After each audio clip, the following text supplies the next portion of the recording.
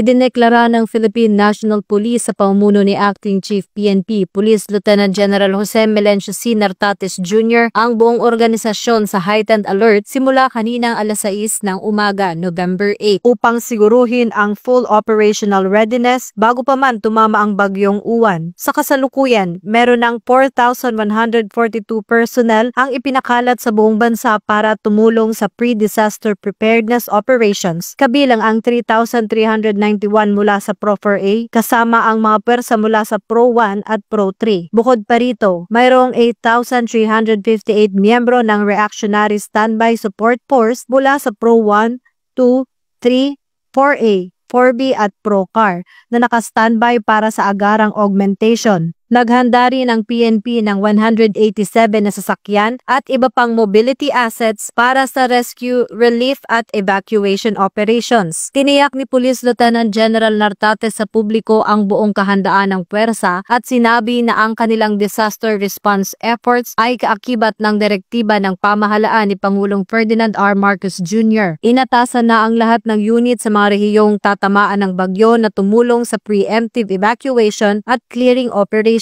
Patuloy ring binabantayan ng mga lokal na pulisya ang 20,433 na designated evacuation centers sa buong bansa upang masiguro ang kaayusan at kaligtasan. Pinapaalalahanan ang publiko na makinig sa mga babala at sa mga otoridad at ang PNP ay mananatiling handa upang tumulong at magprotekta.